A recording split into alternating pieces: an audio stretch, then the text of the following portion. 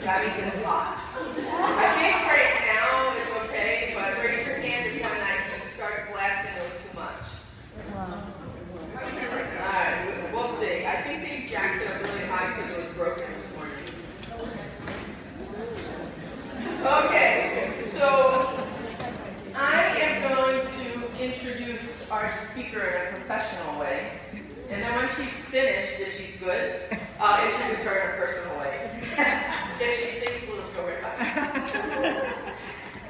Terry Collison is a dedicated educator, this feels so weird, with a diverse background in teaching and learning new things. She has taught everything from elementary school to college level courses. Terry loves to incorporate Christ into her lessons and is constantly seeking new and innovative ways to encourage teachers and help them excel. She is known for her love for the Lord and her ability to inspire students to achieve their spiritual, academic, and personal goals. She graduated from Liberty University with her BS in Education and her MA in Communication Studies, Rhetoric, and Religious. So, Terry, I'm going to turn it over to you.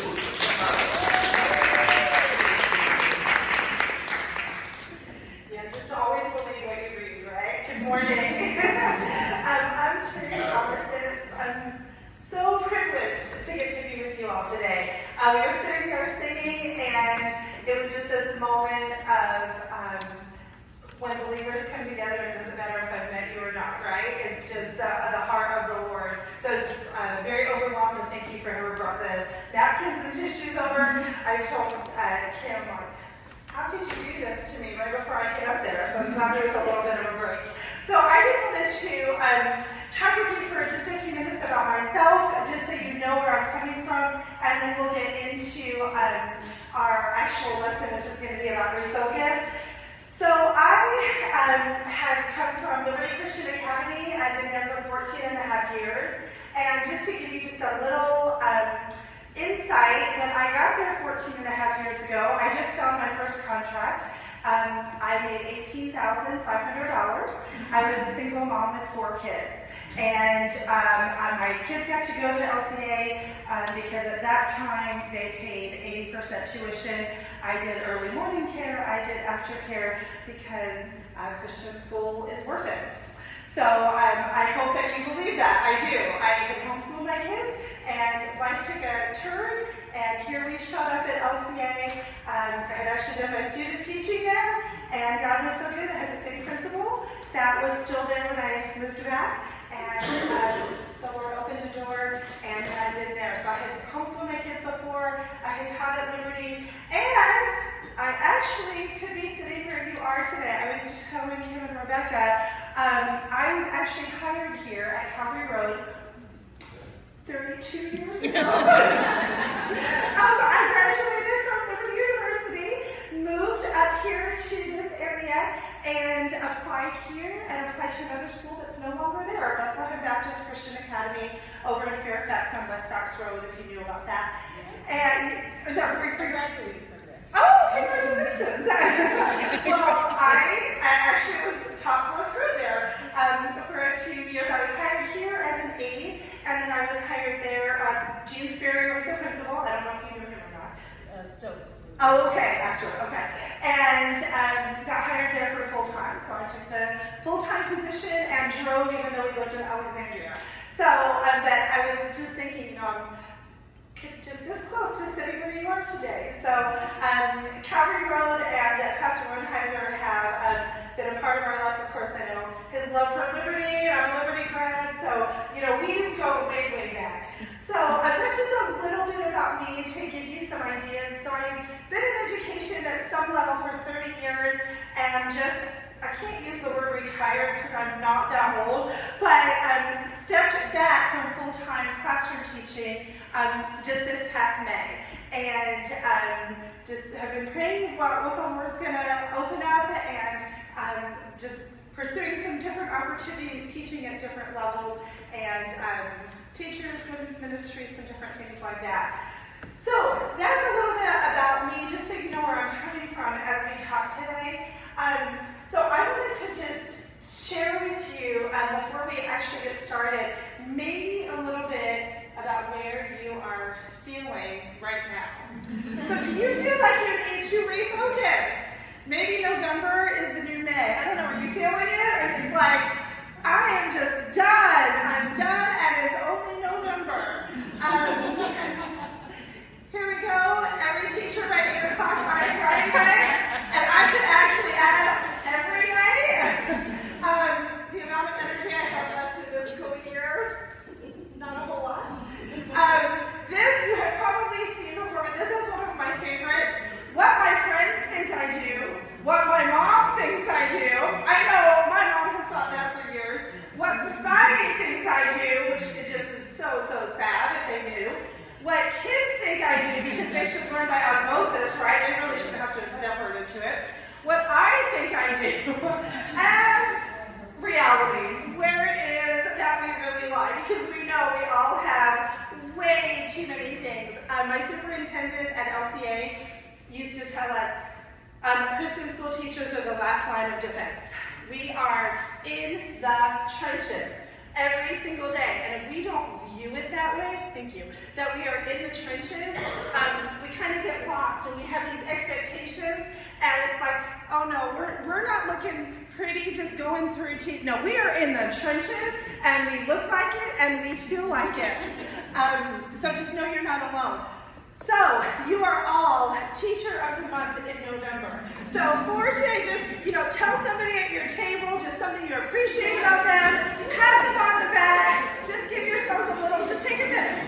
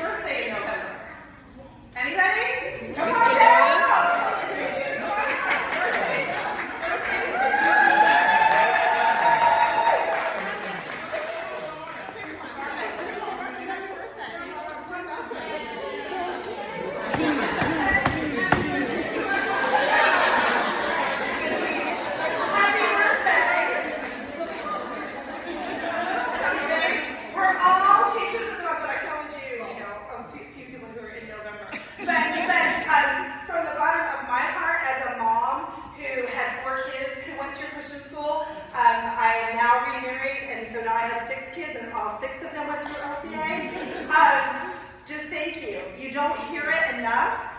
Thank you for the sacrifices. Thank you for the pay cut. Thank you for the nights that you're answering emails in your pajamas. My all-time favorite, and I mean this from my heart, thank you for the sub-plans when the computer is on the bathtub and you're throwing up and you're leaning over typing in between. Has anybody been there? I have many, many times as you're typing your sub-plans. But there is a reason. There's a way bigger reason than each of us. There's a bigger reason than just us being here today, and that reason is Jesus Christ. Because what else, who else is worth doing what we do for, everything that we do? And sometimes we forget, we get lost in what we're doing because we are doing it day after day after day. And it feels like there isn't a break. It feels like there just isn't, like, please just let that parent not email me one more time. Please let them not show up at the door. Please have it not rain in Carline today. Just throw me a bone, Lord. Let there not be a line at Starbucks at least, and you just kind of get in this, oh my goodness, what am I doing this for? And especially, who has kids here at Calvary Road? Okay, so then you have the mom piece on top of it, right? And it's always the mom piece. Well, I don't want to be that parent, but I need to talk to that teacher. And it's like, that's a whole other level of parenting and professional relationships. And how am I godly, even though I don't agree with them, but I need to talk about this? And how do we make sure that we all still love Jesus at the end of the day? And, it's a lot. It is a lot. So I want to jump in. We're going to talk about refocusing. I love to write. I love to teach. I love to speak. I love words. And re-words are some of my very, very favorites. I love re-energized. It means I had energy. and it left, but now it can be back. It's a word of hope. It's possibilities, right? When you have 3 words, it's like, okay, there's possibilities. I can do this again. Well, we are going to look at, our first word is going to be revitalize. And, vitality is life. And maybe you've gotten to that picture like Amy Poehler in the beginning, where you are like, the life has been sucked out of me. I don't have it anymore. And even today, you're thinking, I've got people coming to my house, my bathroom is disgusting, I'm going to get the turkey out, and you're just kind of just going through your list and thinking about what you need to be doing. So I'm just going to ask you for the next little bit, if you'll just do what we tell our students, right? I would always say this, listen, if you'll just give me time in the classroom, you'll have less to do after class. You won't have as much to study if you're paying attention while you're in class. Have you said that before to your students? Just pay attention, just see what you can get.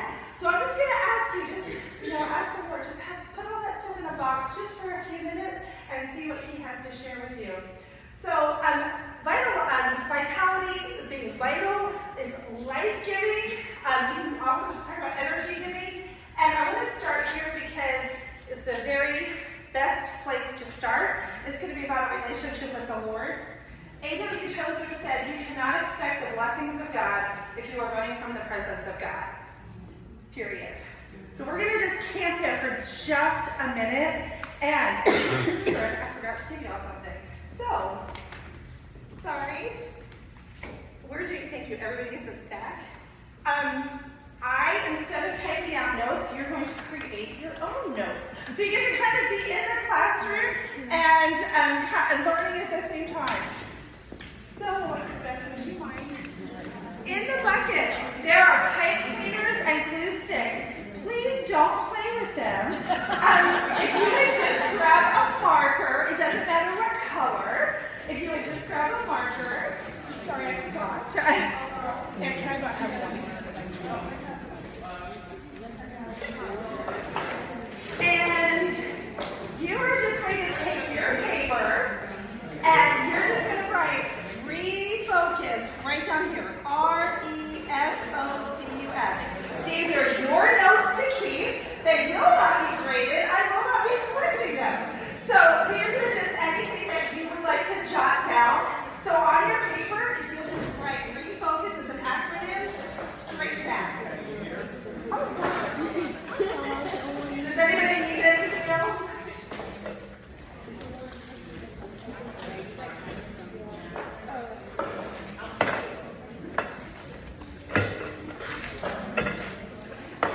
So next to the R, if you want to go ahead and put revitalize, and then anything else that you glean from this point, or you can just leave it at revitalize.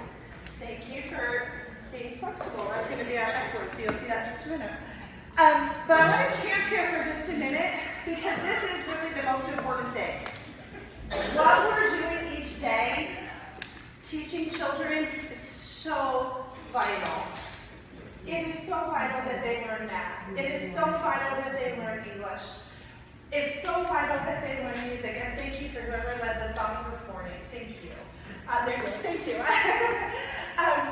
It is so vital that they are learning these things. But when we look at life in light of eternity, what good is it if they understand the classics, if their eternity is going to be apart from Christ? And I don't ever want to take away, I'm education, I'm an academic, I love to learn, I love to read, I have kids who are getting their masters, and we're all, I think that's super important. However, super important is not eternally important. So what is the most important thing? The most important thing is that your children, your students, or our children, right, come to know Jesus Christ as their Savior. Well, God has put them in your classrooms this year. Before the foundations of the world were created, God knew each of these children. God knew each of you. You were designed for a plan and a purpose. These students were designed for a plan and a purpose. And God said, you know what? This is where they need to be this year. You may think, this is not where I thought they needed to be this year. And God said, but you know what? This is where they are right now, so this is where they need to be. And if we are not stepping up every day and having a vital relationship with the Lord, how can we expect to be influencing our kids? Or, let me back up and say again, we are influencing our kids. How are we influencing them? If you are saying the name of Jesus out of your mouth and you are treating your kids in an ungodly way, you are disgracing the name of Jesus Christ. And it was time to go, okay, I need to repent. And I have been there. I have had to apologize to my class. I have said something that I just thought, oh, that was not kind at all. Child just got to that last point, you know? And I just spout it, and I had to say, hey, guys, that's not the way I should be talking to you at all. Let me back up. Let me apologize to you. Let's move forward and let me explain to you why that's wrong. So don't be afraid to do that with your children. But we don't want that. That one needs to be the exception, not the rule of how we're living. If you don't have and if I do not have a vital relationship with the Lord, where every day, and I know you're going, I already get up at 5 o'clock in the morning, or I already, whatever. I just want to encourage you, just a minute, think in your head.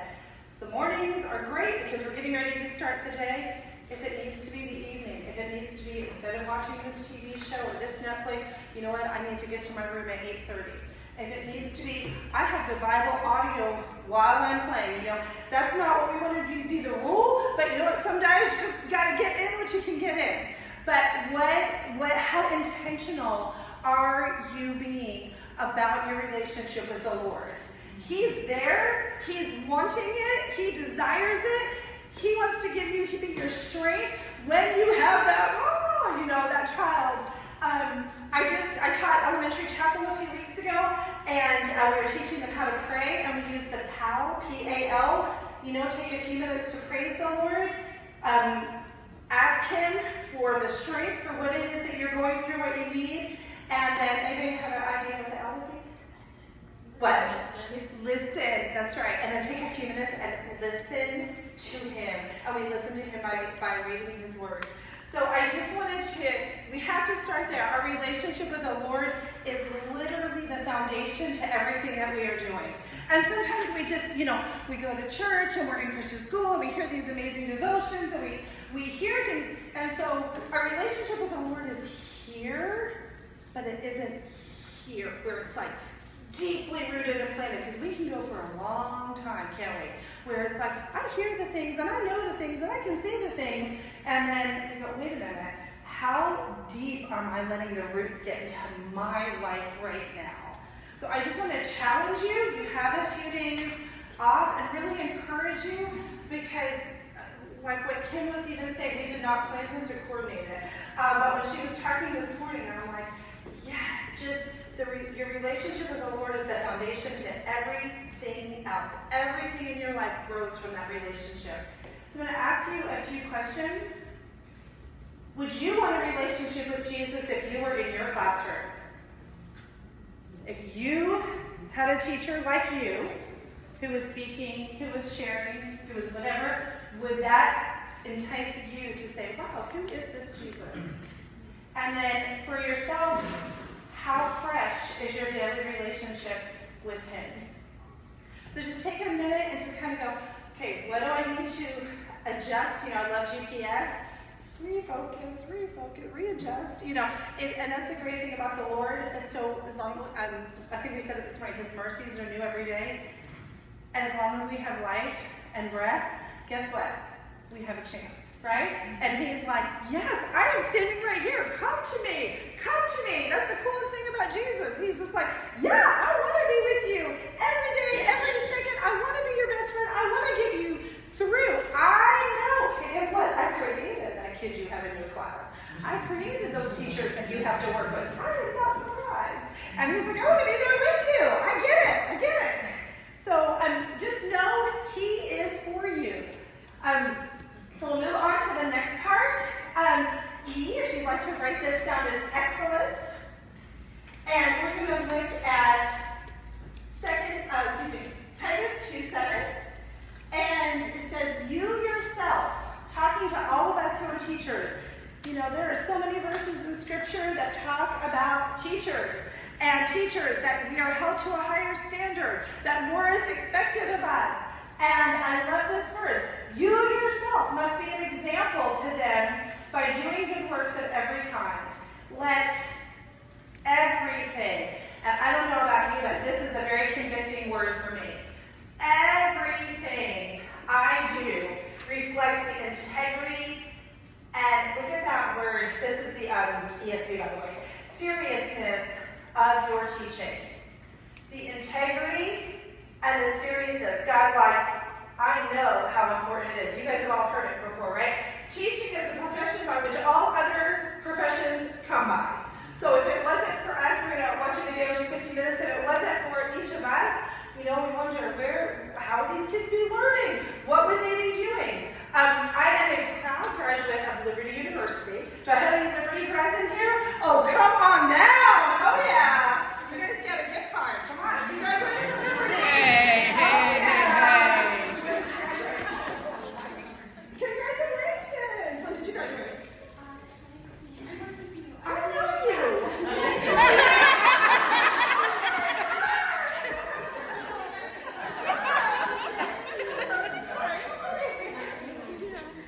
I was like, wait. My mom is married. I know your mom.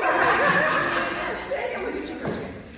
Congratulations. I'm sorry for everybody else. Like, you guys have to stick together. And those of you that graduated from Liberty, you can vouch for me that we heard it. I was there when Dr. Fall was there, and then I heard it once. I probably have heard it at least 1,000 times. Let everything that is Christian ought to be excellent. Yes, excellent. Ought to be better. That is exactly right. If you are claiming the name of Christ, it ought to be the very, very best it can possibly be. It ought to be better. Dr. Fall drilled that into us constantly, and it's still, my youngest is a junior. She's a junior, and she is an elementary education major, and so she'll graduate next year. And even when she comes home and we talk about different things, and she'll say that she hasn't heard Dr. Falwell say that, but she has definitely heard it from Convo and our new president, who is fantastic. So I feel like the foundations of excellence were there at Liberty, and of course, just watching. If you know anything about Liberty University, it was a mountain, and I know you guys have probably heard this, and now it is literally a world-class university, and that, just watching that process, it's like, oh yeah, with God, anything is possible. Like, I've literally seen it with my own eyes, what can happen on this mountain, and every time I go up there, there's something new, and we live 5 minutes from it. But, and actually the school, LCA, is literally on one side of the campus, but, you know, you just kind of leave the college kids to themselves a little bit. So, I want to come back to this one for just a minute. Let everything that we do reflect definitely the integrity, but also the seriousness of our teaching. Just know that God takes our teaching really serious, too. I know sometimes you get in there and it's just like I said, the day-to-day things, and God's like, man, I want to be right there with you in what you're doing in every second of the way, every second of the day. He wants to be with us. He knows how serious it is. He knows how serious those relationships are. So I have wanted to be a teacher my whole life. I went to kindergarten, and my kindergarten teacher's name was Mrs. Funston. Is that the best kindergarten teacher's name, right? And she was so much fun. I came back after a few days of school and I said, Mom, I'm going to be a teacher. Like, this is the best job in the world. I love it. Of course, I didn't understand all that, but I just knew. And we had a little spot in the attic. I had a chalkboard, my stuffed animals. Eventually became a desk, or my sister. And, you know, I drug neighborhood kids in. Like, you're learning if you're in my house. And I had my little chalk. I was very disappointed when I started teaching and they gave me a whiteboard. And I was like, I've been practicing on a chalkboard all my life. I was ready for a whiteboard. And I'm really aging myself here. Okay. Then I went through, I can tell you all my elementary teachers' names. My first grade teacher was Mrs. Johnson. She looked like Jamie, the Bionic Woman. And I just thought she was just fantastic. And then second and third grade were wonderful. I got to fourth grade, and I had Mrs. Olant. And she was my favorite teacher of all time. And who are the first grade teachers? You guys. We appreciate you guys. Are you teaching fourth? Yes. That's awesome!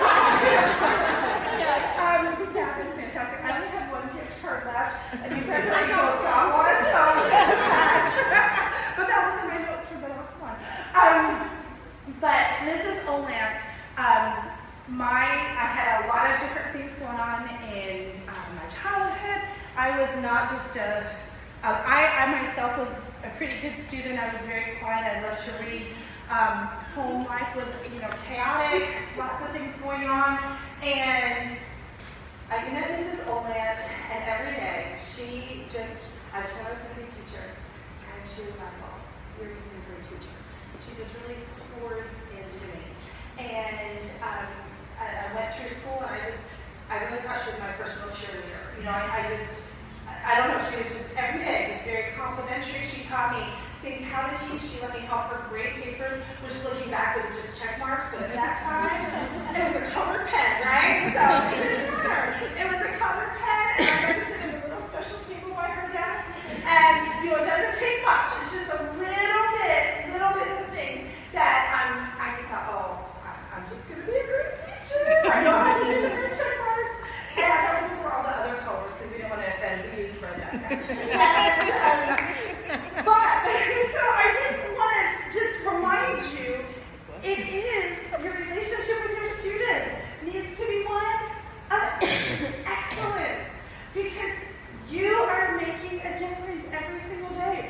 So as I was driving over this morning, I was thinking about this. And our school at LCA went up to 12th grade.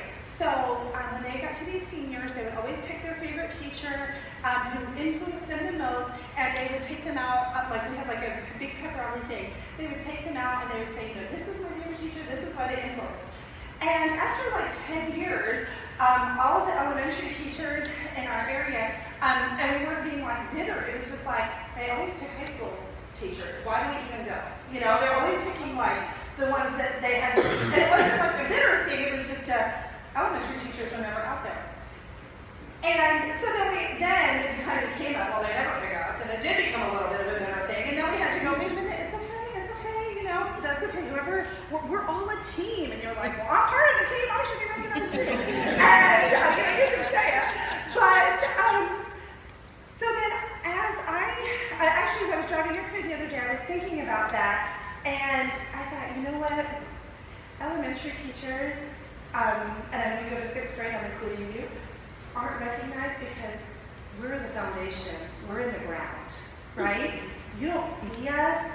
You don't see the beautiful board and batten and the lovely wooden doors, and whatever it is that your eye sees at your home or the beautiful homes that you drive by. But none of that would look beautiful if it was not for the foundation that's covered. You're the foundation.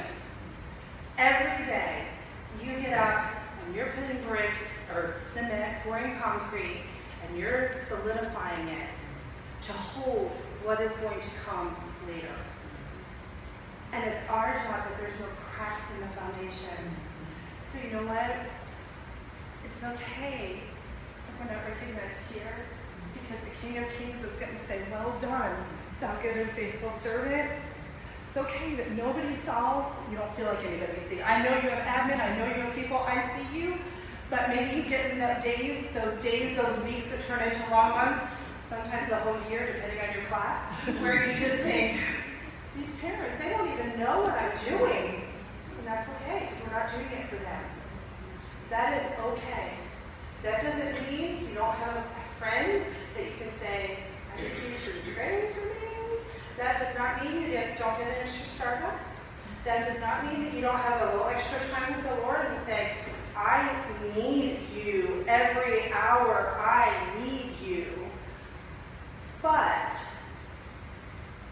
great scheme of life, we are not doing it for them. We're not doing it for our parents. You're not doing it for your admin. You're not even doing it for one another, although I hope you were great, wonderful teams of encouragement.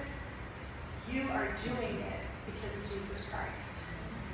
You are doing it so that when we get to heaven, teachers are going to be the only group. We're not going to just be like, I got here, let me check in. We're going to be like the ripped holes in our jeans, and we're going to be like our hair is like blowing back, and we're like, I'm sliding in. But Lord, I am here, I am worn out, I've used everything I had for you. But don't we want it to be that way, right? We want it to be that way, that we have just given him everything that we have, and the reason is for our students. It's for him, but it's for the influence that we're going to have for our students. So I want you to think for just a minute, are your relationship with your students characterized with excellence? The way that you speak to them, the way that you put your arm around them, the way that you see them. Don't ever assume that you know what's going on. So many times, especially if you go to church with them, or their moms teach here, or you know their families, and you think, well, I know them, and you don't know anything. We don't know anything. We never know what's going on behind closed doors in somebody else's home, and we are very proudful when we think, I've been there. When we think that we do, we don't. And that is not our place. Our place is to go, Lord Jesus, I don't care if their mom teaches here. I don't care if their mom is homeless. This child is in my class. They're with me. How am I going to be your hands and feet and your heart to them? That's where our job is. And let me see. I don't know, Kim, if I can get this. I might just have to do it this way. I'll give you a break from you.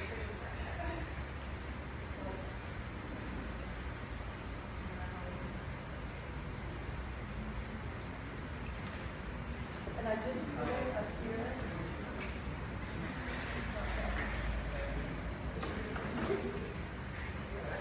Yes.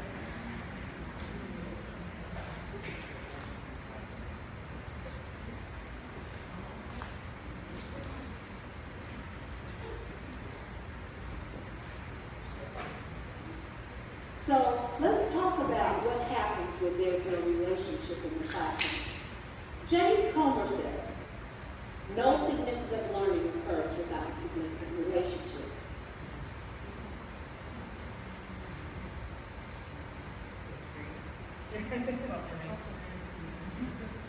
Don't you love those moments in education? Everybody think about what I just said for just a minute.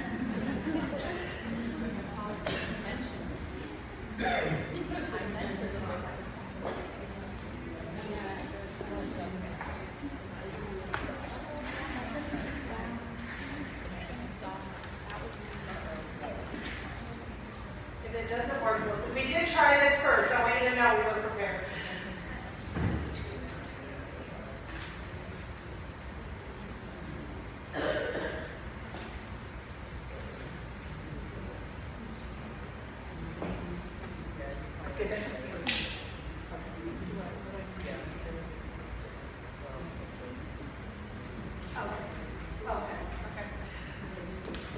So she does a really good job. I don't know if you guys have ever, I just forgot her name, it just escaped me. I don't know if you've ever watched, anybody have ever watched her before? Okay, she does a really, really good job. And what she is saying is she said, nobody's learning anything without relationships in your classroom. She said, I have those teachers who say, well, they don't have to like me, they just have to respect me. And she says, well, who do you like that you don't respect? And who do you respect that you don't like? So that's really where she ends. Just thinking about that, that's a cop-out. Well, they can respect me. They do have to like you. That's part of Jesus' draw, right? That's part of, if you read Matthew, Mark, Luke, and John, and you get to really understand. If you've watched The Chosen, they do a great job of giving you the personality of Jesus, of how people were drawn to him. So it doesn't matter what we're teaching, and especially if we're teaching the name of Jesus and then we're not kind. That doesn't mean we don't hold to the rules. That doesn't mean we let people walk all over us. But Spirit, right? Faithfulness, kindness, goodness, love. And sometimes love is tough love. So I'm sorry about the video. We'll see if the next one works. We're going to go ahead and move on to flexible. And we're going to do an activity in just a minute, so hang with me for just a second. Alicia Britt Cole is an author I've been reading, and she wrote, "For the long-term health of our souls, perhaps whom we work with is more critical than what work we do." So we talked about revitalize our relationship with the Lord. I just wrote the next word, E. Excellence is our relationship with our students. And flexible is going to be the relationships with those people in this room. Because teaching is not a lone ranger sport, is it? It is all about relationships. I think it's probably the most relational job that you could come up with. And because even pastors, pastors always say, no, our job is not. You're like, no. You have an office. You get to go to the bathroom when you want. There is nobody in your life that knows every time that you need to use the bathroom. And you all know there are people in this room that know how many times a day you go. And well, we better not drink that water because, and there's just nothing about teaching. There's just something about teaching that we get to know the details about each other's life. Excuse me. So, what I want you to do for just a minute, you might need an extra piece of paper, but I want everybody at your table, and I'm sorry, that was my fault that you all had to be dispersed, so thank you for being flexible. You're going to get a pipe cleaner, and at your table there's a glue stick, and I'm going to give you a piece of paper, and you're going to create something at your table with the pipe cleaners in your bucket. That's all the rules there is. You can't have your own pipe cleaner. You have to create or something with everybody.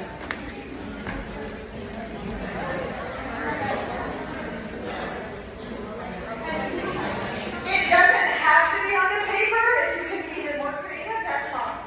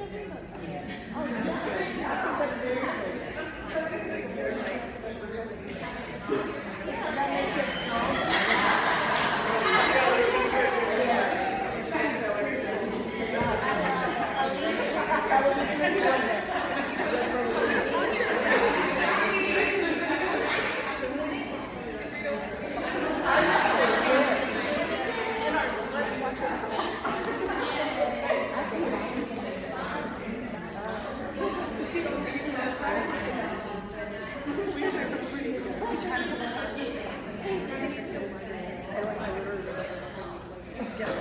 materials right.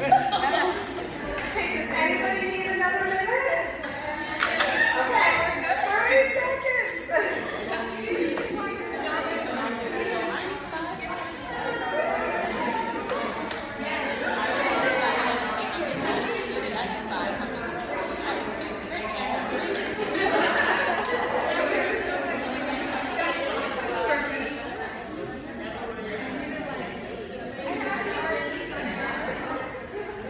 Okay, so pick a person at your table to be the group leader or the team captain. And we'll start over here. And you guys will just stand up and tell us how you came up with what you came up with. Woo!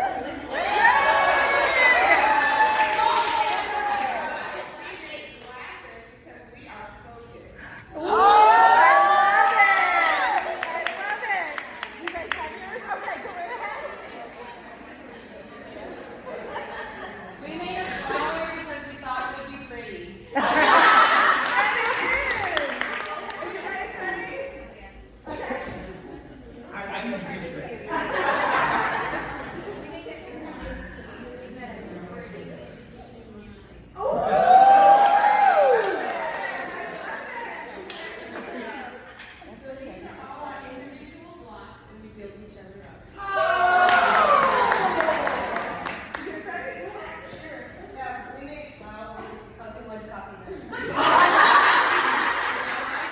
That's what education is, right? What's the person next door doing? Okay, it worked. And it works.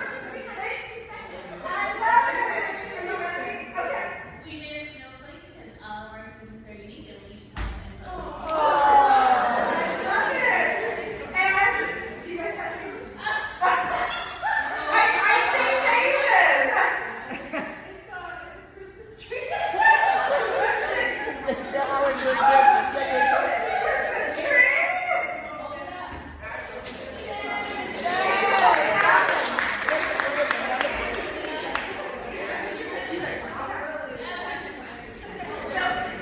That was just a little exercise just to remind us that, with our little one pipe cleaner, really you can't do very much with it. But when we all work together and we're all bendable and flexible and creative. I love the creativity. I was trying to think, okay, what can I possibly do with 6 or 7 pipe cleaners?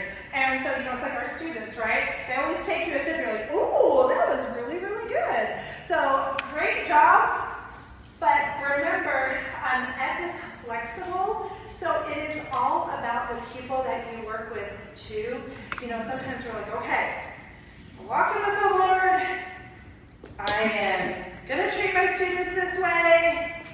And then I work with these people. Well, they're supposed to be Christians too.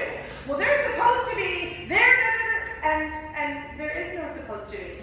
Remember, one of the beautiful things about the Christian life is it's all about seasons. It's all about seasons. Some of us are newer Christians. Some of us are older Christians that maybe we forgot what things are about, and so we're kind of living like we're newer Christians. And some of us, like Kim said in her devotion, are just going through things. And not as an excuse, but as an understanding. There may be seasons where you need to say, I really want to be flexible, and I really want to be a part of this, but this is what I need from you as my team right now. And then there's seasons where you're like, hey, I'm the one. I can take this on, or I can plan that lesson, or I did this, let me help you with that. And as I shared with you at the very beginning, I was a single mom for my first, I think 8 or 9 years when I was at LCA. And so I came in and I was teaching 4th grade, and I was also teaching writing. So, oh my goodness, like nobody should have to teach writing. I don't know why God didn't make them born learning how to write, right? And I don't mean like letter forming, I mean ideas and paragraphs and, sentence structure and all the things that they really don't think they should have to learn. And I remember my desk just, being piled with essays and paragraphs sentences because I wanted to make sure that I was doing my job as a teacher and making sure that they were learning right, but I was really, really overwhelmed. And we at LCA, we were a little bit larger. We had, every year was different. So, every year is different, a little bit surprised. And you just come in August and go, okay, well, what am I doing this year? What group am I going to be in? Who are going to be my teammates? And, let's roll. And I had a teacher across the hall who was also teaching 4th grade on a different team. And she said, I can see you're a little bit overwhelmed, and we built a beautiful friendship from it. And she said, you know what, for the next 3 weeks, I'm going to write the English lessons and I'm going to lesson plans, and I'm going to send them to you. You can tweak them if you want, but your feelings won't be hurt. But I'm just going to share them with you so that you don't have to put the time into, creating, just to let you get caught up here. There was just a lot of things we were going through as far as the divorce and as far as my children were during that time. And, now it's, however, I didn't teach math. However many years later, 12 years later, and I still vividly can remember that. And to her, she was already doing the lesson plans. It was 3 weeks. She was sending them to me. To me, it changed everything. It was like, oh my goodness, okay. And I did. I got caught, but not only did I get caught up, it was also an incentive to okay, I don't want to get this far behind again. And it wasn't like I was behind because I wasn't doing my job. It was just, I wasn't maybe using all the moments that I could. And it just kind of let me step back and have some time to really focus. And sometimes that's what we need. So I don't know how you all operate as far as teams and who you work with. I'm so sorry. But, those people that are around you, they're just as important as the students in your classroom. You don't know their spiritual life. You don't know their spiritual walk. You don't know what's going on at home. You don't know where they're at. We are still called to be Jesus regardless. We are responsible for ourselves. We're not responsible for everybody else on our team or everybody else in our area or everybody else in our grade. But we are responsible for us. And we had this happen when I was teaching 5th grade one time. We had a new person come on, and love her, super good friends to this day. But at the very beginning, when she came on, she had come from a different place, a different school, and where it was not even thought of to be like, did you see what they're doing in 3rd grade today? Can you believe? Blah, blah, blah. And it just started rolling into our morning meetings, or our time together turned into talking about somebody else.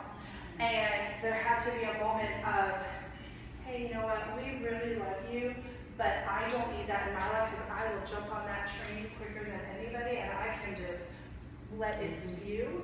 And that's not where I want to live, and that's not who I want to be. And so we had to sit down and just say, hey, you know what, I didn't even put it on her. I said, I just can't handle that. So that's not helping my relationship with the Lord. And, I don't think I'm the person that we want to be sharing these things with.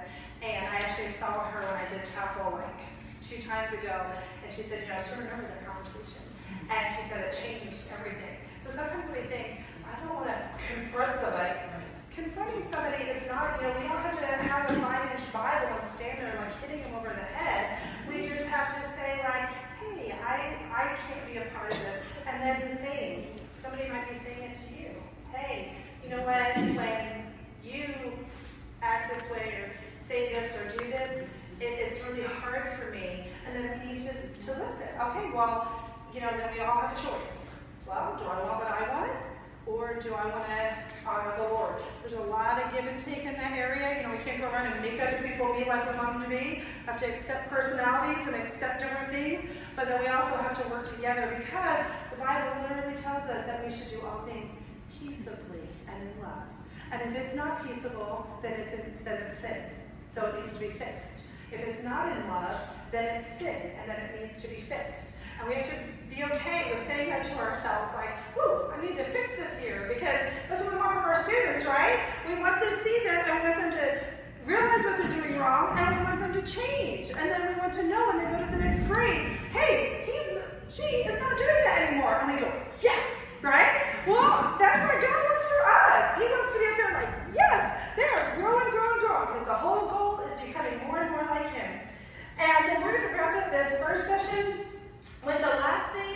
give you your questions. Sorry. So, as long as everything's exactly the way I want it, I'm totally flexible. And that's usually, I've been there a lot, so I'm speaking to myself here.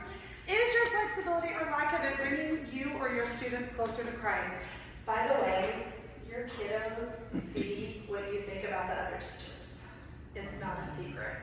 They hear what you think about your family, how you talk about your husband, wife, or your children. They hear it. They see it. They know it. So be really careful. We're not, Jesus, Jesus, and then, rah. And, you know, the teacher shuts the door. I can't believe she wants us to change our plans now. Whoa! They just saw it. They just heard it. So, flexibility is our relationship with our coworkers. And then our very, very last part, before I turn it on, who was teaching during COVID? Anybody? Oh yeah, okay, we are the real army, right? If you survive COVID, we have t-shirts, no I survived COVID. I know I've talked to Kim a little bit, I know, you guys were on cameras and things, and we were in school, and you guys, it was just so much, and every day, talk about being flexible. Woo! Every day. Today you're wearing a mask, tomorrow you're not. Today you can't even, suit up to go to school. Tomorrow we don't even care. And it was just like, woo, crazy all the time. And it really didn't matter where any of us thought. We were just told, and you just had to suck it up and figure it out. And I will say that I did not grow as much as I could have during that time because I was like, who is doing these things? I don't like it at all. And I look back at that and I'm like, I did learn some lessons I think I'm relearning now. But during that time, Christian schools and private schools increased by 12%. And so even though, when you're in the middle of it, you're in the middle of it. And we're in the middle of it right now. But think about those kids that came to schools 4 and 5 years ago that I don't know about your school, I didn't ask. I know a lot of our kids are still there. They came and then they went, oh, this is cool. We like this. There's not these things. We're not dealing with bathroom issues and we're not dealing with these. Okay, we're going to keep them here. And it was like God just said, here's the mission field. You can hear the songs playing in the background, and we had kids and parents come in, and it was like a mini revival. We had people coming to know the Lord, and you're like, wow, this is amazing. By 12%, and they're saying that statistics, whoever they are, they're saying that they're still continuing to grow. We know, just by watching what's going on around us in the world. Approximately, and I have to look at statistics because I don't remember those, 3.5 million of the 54 million American school children were in religious schools. Now that it can be Christian schools, Catholic schools, but 3.5 million kids. Now if Jesus changed the world with 12, what can we do with 3.5 million kids, right? So it's like, yeah, we're in the trenches, but we are training these soldiers to go out. Dr. Paul always told us, we are training champions for Christ. And every day, I go around my desk, I'm like, this is champion for Christ, Lord. I know that they can't even shut their mouth yet, and they just talk all day long, but I'm just trusting you that they're going to be a champion for you, and hey, they're going to talk so much, that somebody will just give the Lord Jesus when they speak, and you're just like, because you go around a prayer for your desks each morning, and you just say, okay, Lord, these are your kids, not my kids. So I'm going to look at our last one, and this is going to be our relationship with ourselves. And maybe, there it is. We are ordained. And some of you go, I don't even know if I was called to teach. You are here, you signed a contract, you are called to teach. You can decide in April if you're called to teach next year, but you are called, or at least you're called to work with children. Teaching is a calling too. And I've always thought that teachers in their way are holy angels, leading their flocks out of the darkness. Jeanette Wells is a columnist for MSNBC. She is not a believer from everything that I read about her and some of her other articles that I read. I'm not judging, I'm saying from what I have read, she is not a believer. And this is what she thinks about teachers leading their flocks out of the darkness. And I thought, Lord, you are even using somebody who doesn't claim to know you. And this is exactly what we are doing. Every day we have an opportunity to herd our little sheep and grab the one over here and grab the one over there and pull them together and say, we are leading you out of the darkness. And we're going to talk a little bit more about this in our next session, that it's not just having devotions, it's how we teach each one of our subjects. So we're going to close and see if this video will work. Do we know that we are called to this line of teaching by the King of Kings? Have you settled in your heart your relationship with Him, but then when you get in the middle of this stuff and this rut and this hard, teaching is hard. And I feel like, yeah, we see memes and we see silly things like teaching is hard, but we don't get to just say, this is hard. You know, it's like MASH. Have you ever, anybody know the old MASH TV show? Right? And it's like, they're in the middle of a war. They've got a hospital in the middle of the Korean War. And every day, they've got the soldiers or civilians, and they're trying to put them back together. And we are in the middle of a war. Don't think that Satan is oblivious to what you are doing. Don't think that your classroom is not important to him. If you've got 15 or 20 little soldiers in your classroom that you have an opportunity to influence, he's not just going, I'm just going to leave them alone. He's going, you know what? I don't want them influenced for Jesus Christ. I want to do everything in my power. And guess what? What do we do in our society? If we can't take down the people, we take down the leader. And you're the leader. Our head of schools, Mr. Patterson, used to tell us, you are the CEO of your classroom. Everything rises and falls on your leadership in your classroom. And aides and support staff, that goes right along. You are right there. You might just have more than one classroom that you're a part of, or all the classes if you're teaching music and things that you're a part of. And you are the CEO, and those students are in your room. And what is it? Do you know, God, you have asked me to do this today. My relationship with you is fresh. I am treating my coworkers like Jesus did his disciples, and I am loving my students with excellence. So we're going to, and hopefully it works. There is sound. You can't pass it off.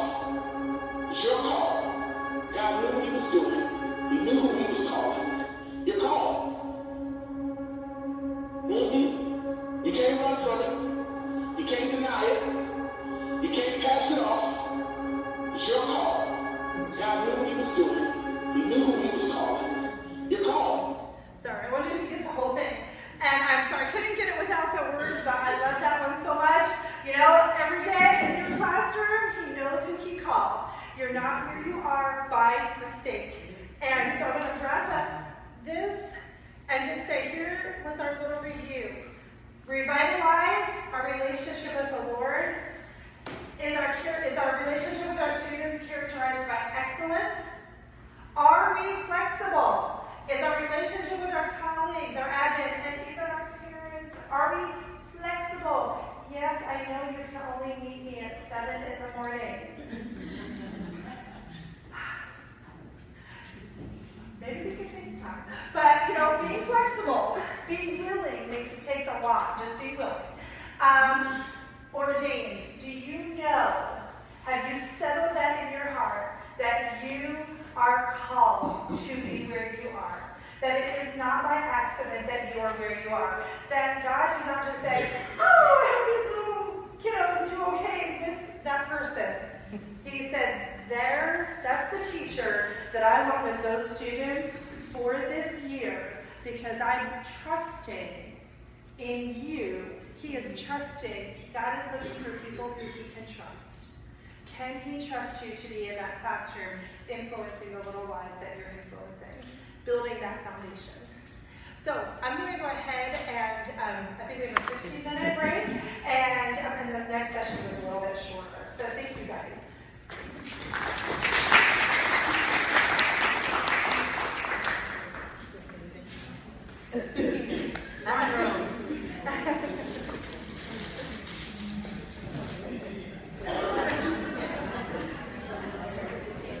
Was it? We're going to stop. Okay.